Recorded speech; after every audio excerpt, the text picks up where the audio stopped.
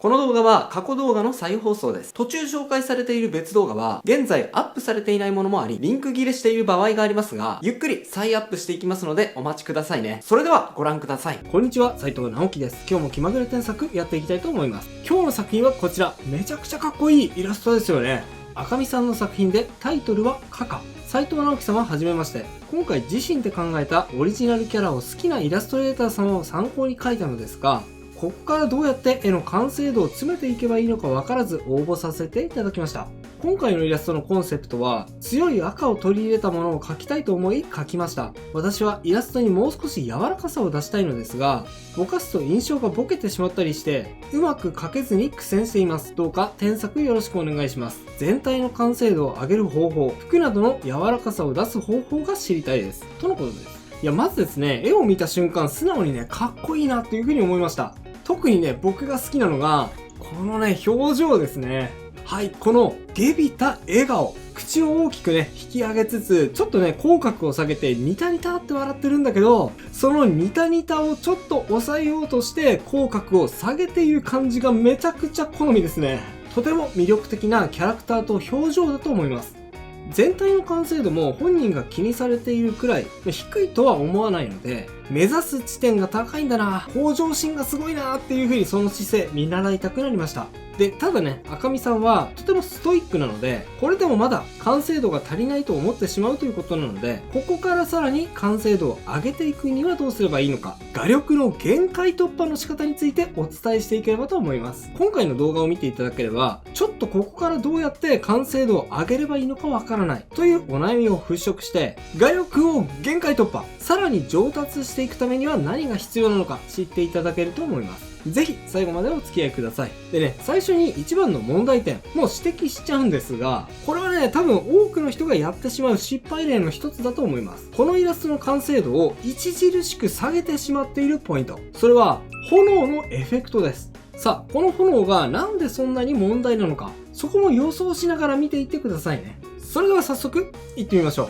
はい、じゃあね、まずエフェクトに行く前に、キャラクターの形の調整から入っていきたいと思います。今指摘したエフェクト以外にも、このイラストの完成度を下げてしまっている大きなポイントの一つとして、体の間延び感があるんですよね。これもね、多くの人がやってしまうことなんですが、どうしてもこのようにトリミングしたイラストになってくると、俺は大丈夫だって思っていれば思っているほど、ここの幅ですね。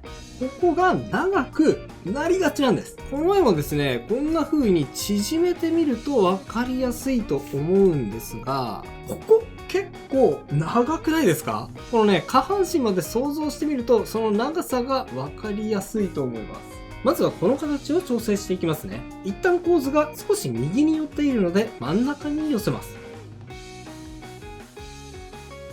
はい、こんな感じ。そしたら下半身を少し縮めます。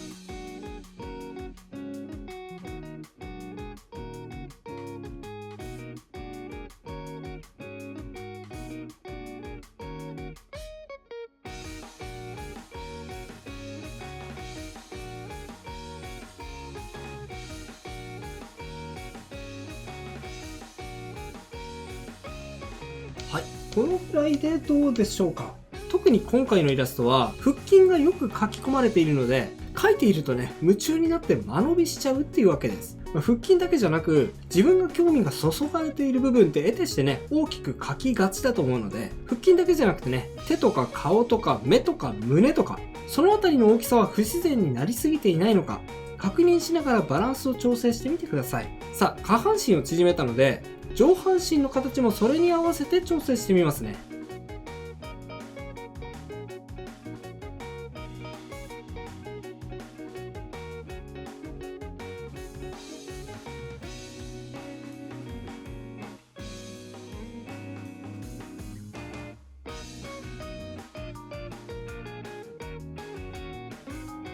はい、こんな感じ。そしたら首元、特にこの襟の形でしょうか。こういうですね、左右に回り込んでいるパーツって実は結構立体を捉えるのが難しいんですよね。今若干ですね、この向かって右側の襟元が少し下に歪んでしまっているような形に見えてしまっているので、この辺りも調整してみましょう。やってみます。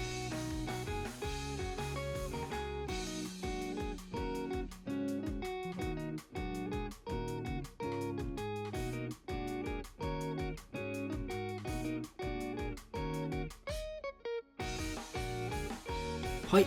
こんな感じです。微妙な違いですけどね、見比べると言ってることがわかると思います。それと、今の襟の形の調整と同じような部分なのですが、このね、ジャケットの回り込みについても、向かって左側が広く見えていて、で、向かって右側の面積が、それに比べて狭く見えてしまっていて、ちょっとね、不自然なバランスになってしまっています。これですね、多分今の状態ではあまりその不自然さに気づけないと思うんですが、直した後で見てみると、ああ、確かにって思うと思います。直してみますね。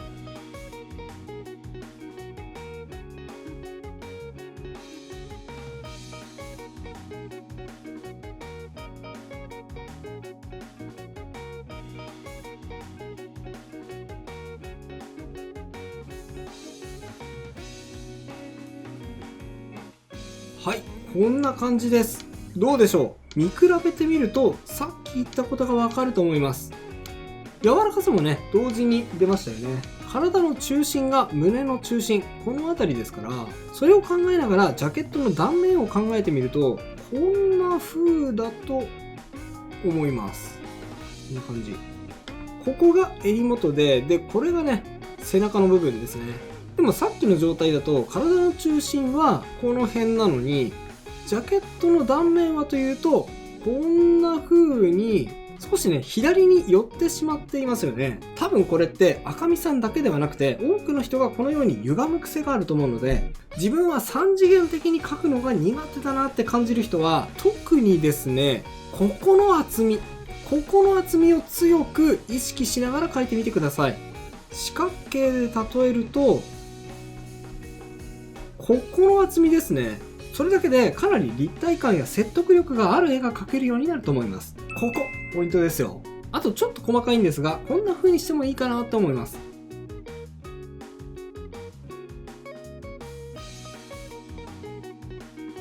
はい、奥の腕をポケットにしまいました。少しだけ奥の腕の気配があった方が自然だったりもするので、こんな風にしてみました。不遜な表情にハンドポケット。キャラクター性がね、増しますよね。さあ、キャラについてはまだ色々添削することはあるんですが、イラストは全体的に進めていくのが理想です。なのでその意味でも、一旦背景の添削を挟みます。さあ、さっき冒頭でも言いました。このイラストの完成度を著しく下げてしまっているポイント。それがね、エフェクトです。なぜこのエフェクトが見栄えを下げてしまっているのか。その理由はですね、このエフェクトだけディティールが細かすぎるからです。これ特にですね、特殊なブラシを多用する人にありがちなんですが、キャラじゃなくてエフェクトの方に目線がいっちゃって、なんか印象がね、散漫な感じになってしまっているんですよ。多分ね、赤身さんだけではなくてドキッとした人多いんじゃないでしょうか。なので完成度を上げるために少しエフェクトのディティールを削ぎ落とす必要があります。例えばこんな風に。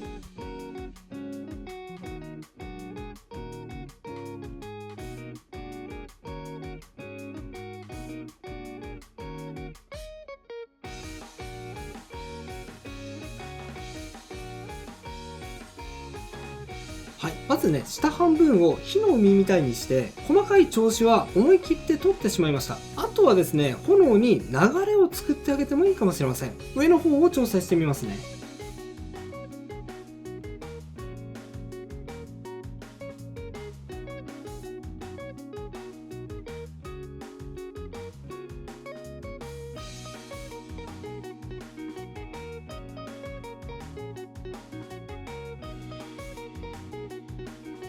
はい、このキャラ、カカちゃんは左手を上げているので、ここにパワーを集約して炎をコントロールしているんだと思います。なので、ここを中心に炎が渦巻いて集結しているようにしても、迫力が増していいかもしれませんね。ディティールも若干残しつつ、流れに合わせてスッキリさせる部分も作ってみました。あ、それとですね、この黒バックについても少し工夫の余地があると思います。こんな風に。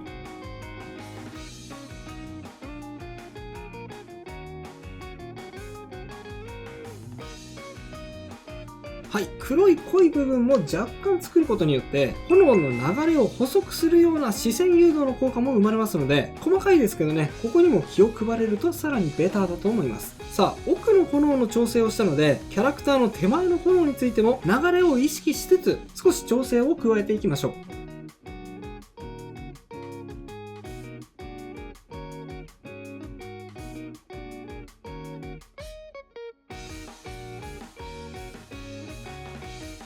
はい、こんな感じですね。いかがでしょう？まだ途中ですが見比べてみると、散漫だった印象がなくなって、手とキャラに視線が集中し始めたのがお分かりいただけると思います。エフェクトって雰囲気の増幅装置でもあると同時に、見てほしい部分に視線を誘導するための装置でもあります。そのね、視線誘導の役割を忘れてしまっていると、逆に視線が全体的に散ってしまって、あれなんか完成度低いぞっていうね、そういう逆の効果をもたらすことにもなってしまうんです。エフェクトを描くときにはここに注意してみてください。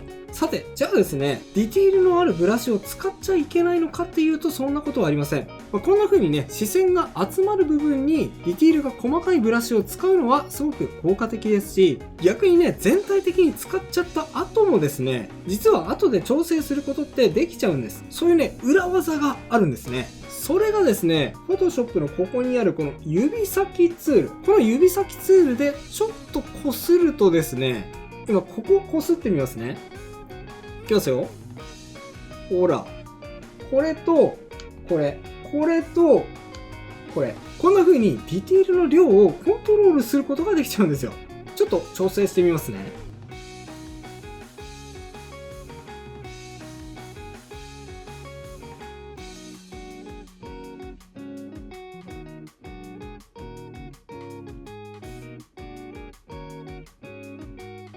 はい、どうでしょう。ちょっとね、視線が散っちゃっていたディティールが、指先ツールで擦ったおかげで、いい感じにぼやけて画面に馴染んでですね、気にならなくなったのがお分かりいただけるのではないでしょうか。これはね、もう超便利な飛び道具なので、卑怯なぐらい使えるテクニックです。覚えておいてください。さあ、エフェクトの最後の仕上げ、細かい火の粉も書き加えていきますね。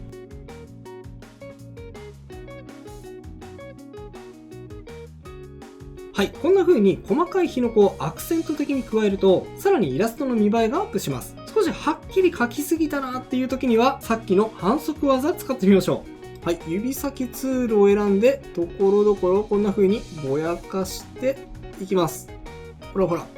かなりこれ、便利じゃないですか？ちょっとね、ここもぼやかしてみましょう。はい。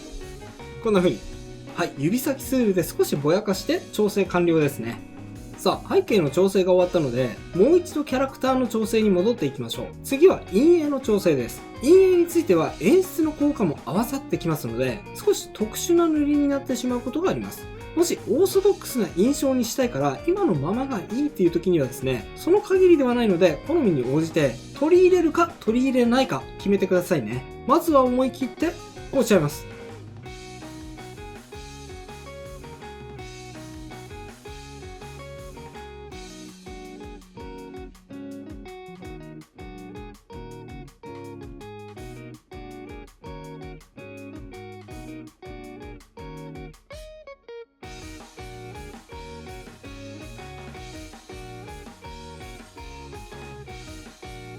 はい、全体的に影の部分を強調してみました。このイラスト、炎が描かれていて強い光を感じますよね。で、強い光が当たっているということは光の強さに比例して影も濃く落ちるということになるので、このように調整してみました。さらに光が当たっている部分ももう少し明るくてもいいかもしれません。こんな風に。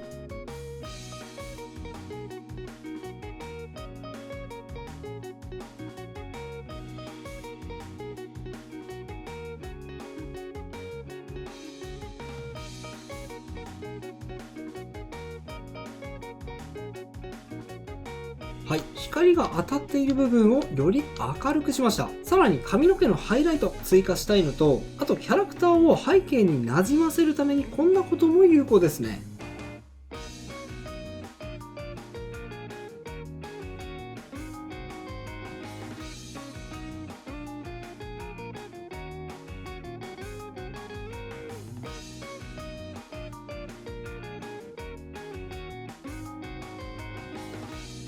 はい、背中の部分にね、黄色い反射光を描き加えました。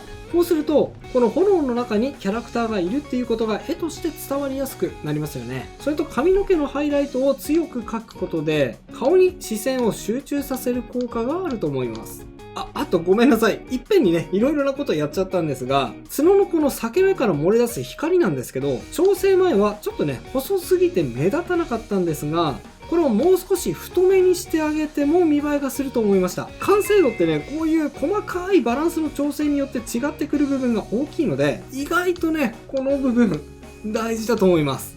あとね、ちょっと細かいんですが、髪の毛のこの裏側の色も調整します。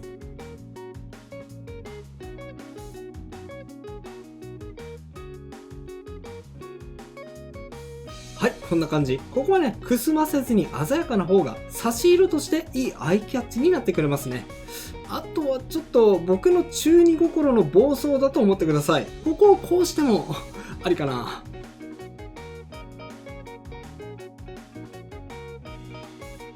はい、手のひらに紋章ですね。こんな風にしてあげても手に炎を集約するパワーがあることを視覚的に分かりやすくできますので、ありかもしれません。さあ、最後、顔の調整をしていきます。顔はね、もともとよく描けているので、おまけ程度に見ていただければ嬉しいです。まずはここです。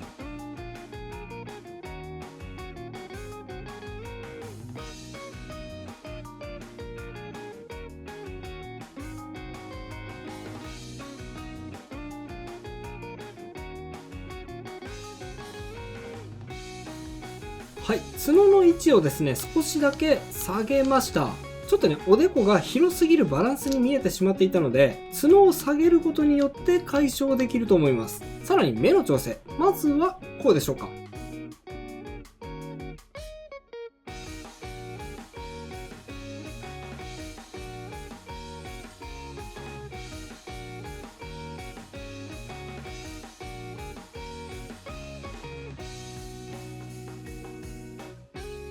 はい、口がですね、ちょっと不遜な表情をしているので、もっと下びた表情を強調したくてですね、目を小さめに調整して、いわゆる三白眼にしてみました。さらに目の中身も若干調整します。やってみます。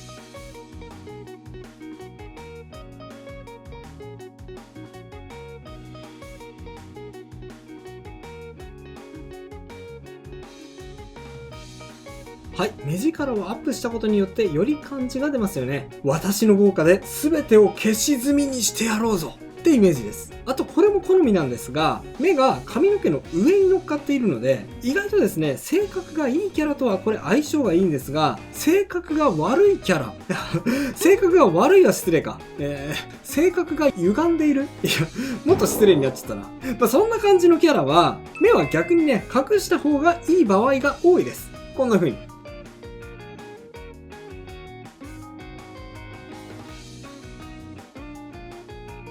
はい、少しだけね、透かしてあげてもいいかもしれませんが、目を隠すというのも実は表情作りとしては重要だったりしますね。さあ、最後、口も若干陰影を意識しつつ調整していきますね。